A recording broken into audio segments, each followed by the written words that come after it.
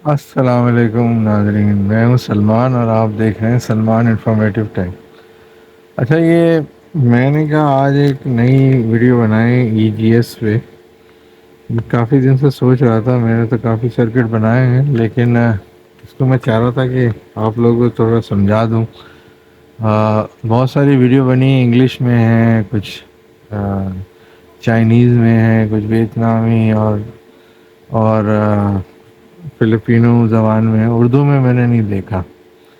तो मैंने कहा चलें इसी पे कर दें। ये इस पैकिंग में आता है, ये ईजीएस साइन वेव, और ये चाइना से, मेड इन चाइना का है, और ये वहीं से इजीली अवेलेबल है अली एक्सप्रेस पे, दराज पे, और अब तो ये मार्केट में भी आ गया है। तो जो आर्ड्रीनो के पार्ट्स रखते हैं उनके पास होता है काम। अच्छा जी, अब हम इसको अनपैकिंग कर लेते हैं। इसमें से ये इस तरह से ये निकलेगा बोर्ड, ठीक है ना। ये इस तरह का बोर्ड है ये, है ना। यानी कि इसमें आप ये देखें, अब मैं आपको थोड़ा थोड़ा एक्सप्लेन करने की कोशिश करता हूँ।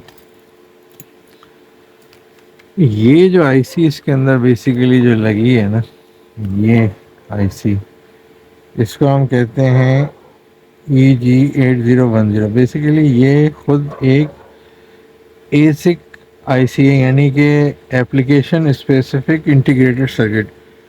कहने का मकसद यहाँ ये है कि इस आईसी का फ़ायदा ये है जनाब वाला, कि अगर ये आईसी ख़राब हो जाए तो हमें प्रोग्राम करने की ज़रूरत नहीं है। हमें सीधा सीधा इस आईसी को लेके, SMD डिवाइस है, सीधा सीधा हॉट एयर से इसको डीसोल्डर करें, बदल दें। इसी तरह ये ड्राइवर बोर्ड हैं, EG2113T, EG222 ड्राइवर बोर्ड हैं, ये ख़राब होते हैं, ये आप बदल दें। तो ज़्यादातर जो फेलियर भी आया है, मेरे पास काफ़ी कार्ड हैं, 10-15 कार्ड मैं चला रहा हूँ, और सारे साइन वेव इन्वर्टर हैं। तो उसमें फेलियर में ज़्यादातर, या तो ये ज़्यादातर ये 90% ये कार्ड ये जाते हैं ड्राइवर बोर्ड, और ये शातिर और नादिर ख़राब होती है। EG80 यानी एप्लीकेशन, आपको मैंने बताया स्पेसिफिक इंटीग्रेटेड सर्किट, यानी कि डिज़ाइन ही साइनोसाइडल वेव, यानी SPWM है। तो SPWM से हमें पता चलता है कि ये प्योर साइन वेव हमें निकालती है। अब इसके मैं ज़रा पिन समझाऊंगा आपको ना, ये पिन समझाना बहुत ज़रूरी है जब आप चलाते हैं। तो थोड़ा सा इसको देख लेते हैं कि ये किस तरह से वर्क कर रहा है। तो मेरा ख्याल से सही व्यू आ रहा होगा नज़र।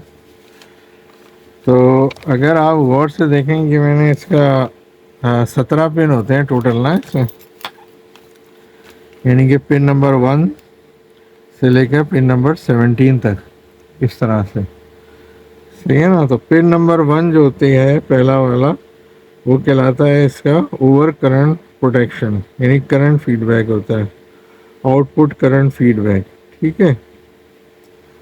और ये पिन पिन नंबर 1 कहलाती है ना, पिन नंबर 1, यानी इसका फंक्शन ये है कि ओवर करंट अगर इस पे 0.5 वोल्ट से ज़्यादा अगर आ जाए तो ये ऑन हो जाती है।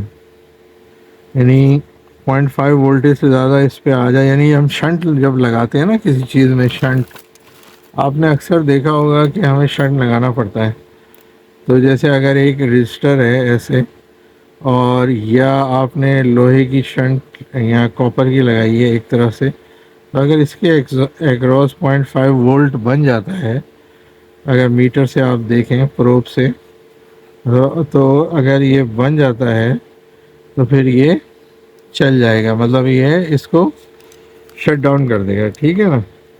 इसकी दूसरी नंबर पिन जो है वो ग्राउंड है।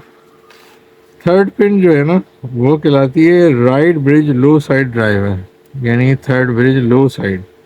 अब ये मैं भी समझाऊंगा ये हाई और लो क्या चीज़ें हैं, ठीक है ना। इसके लिए पहले हम थोड़ा सा एज ब्रिज को समझेंगे, ज़रा सा एज ब्रिज को समझना बहुत ज़रूरी है।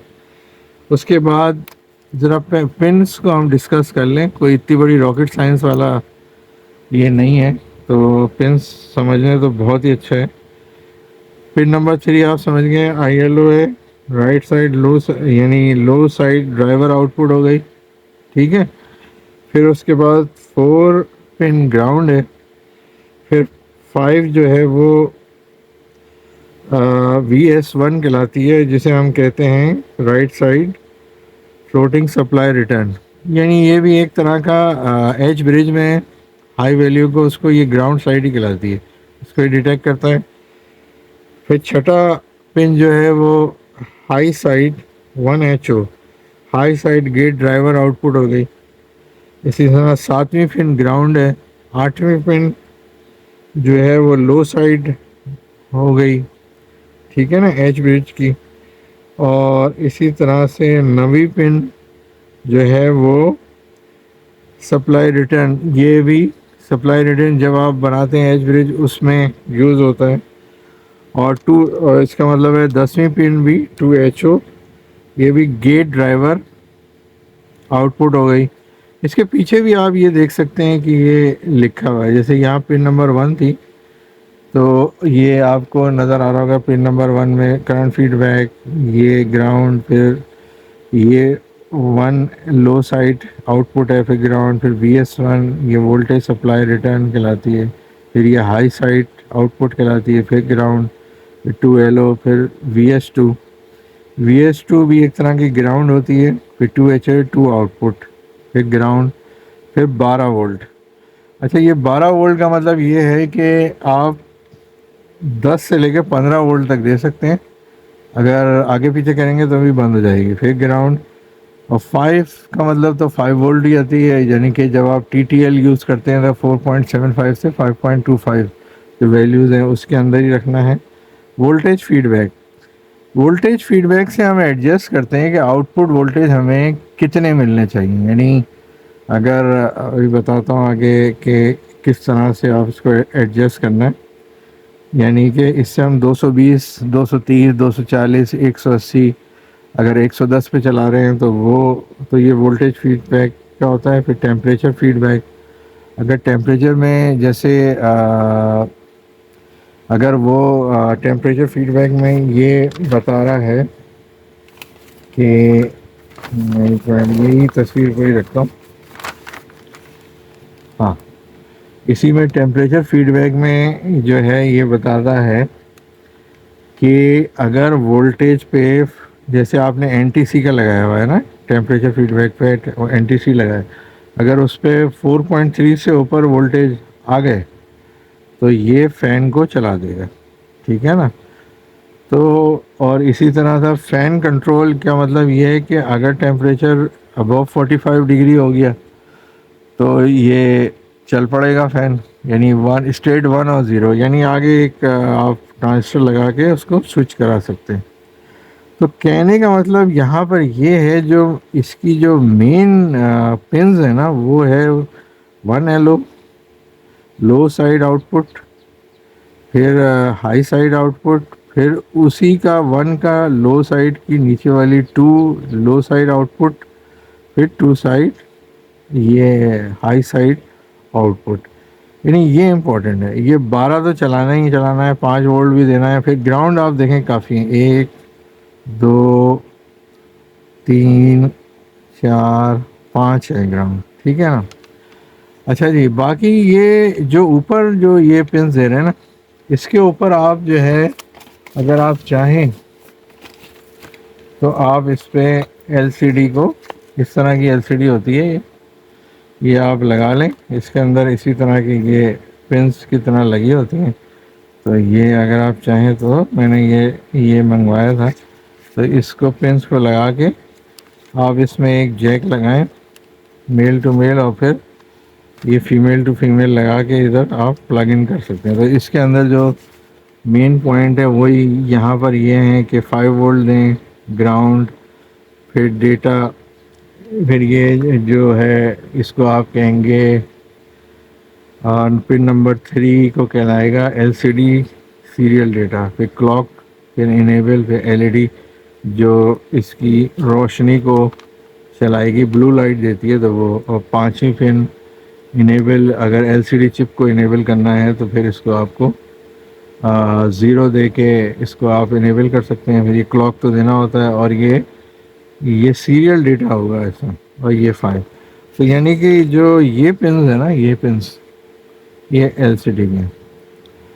अच्छा जी, और इसके अलावा एक चीज़ और इम्पोर्टेंट है, वो ये पीछे के जंपर्स होते हैं। ये जंपर, इसमें जंपर लगे हुए नहीं हैं, तो ये जंपर इसमें हाँ नहीं लगे हुए हैं, ये डिफ़ॉल्ट आए हुए हैं, चाइना से लग के आए डिफ़ॉल्ट वैल्यू में। जैसे यानी कहने का मतलब ये है कि अगर JP1 शॉर्ट है, ठीक है ना, तो ये इसका अगर ये शॉर्ट है JP5 और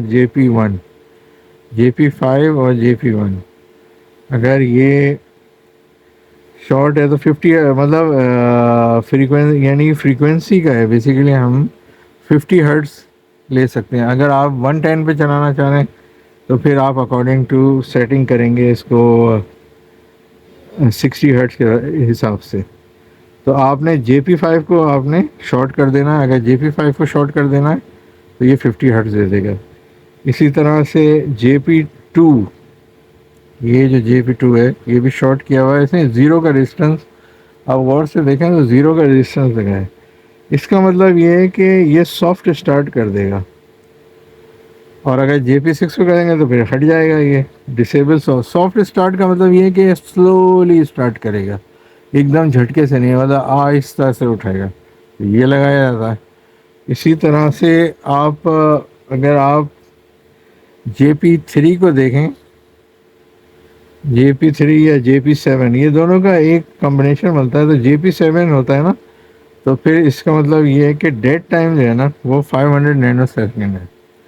अच्छा, ये डेड टाइम क्या है, यानी जब हम एच ब्रिज में चला रहे होते हैं, अभी बनाता हूँ मैं एच ब्रिज, तो उसमें एक साइड से पल्स आई, अब अगर दूसरी साइड से भी चलाना होता है ना तो फिर हमें डेड टाइम कंट्रोल करना। अगर एक साथ दोनों चल जाएंगे फायरिंग हो जाएगी, यानी कहने का मतलब ये है कि एक साथ पल्सेस आ जाएंगी तो वो शॉर्ट कर देंगी मॉसफेट को। तो डेड टाइम इन्होंने 500 नैनो सेकेंड है, जो कि हमारे लिए बेहतरीन है।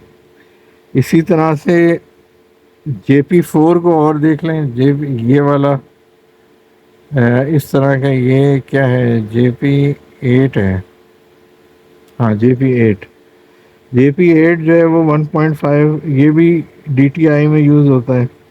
और इसी तरह JP9 जो है वो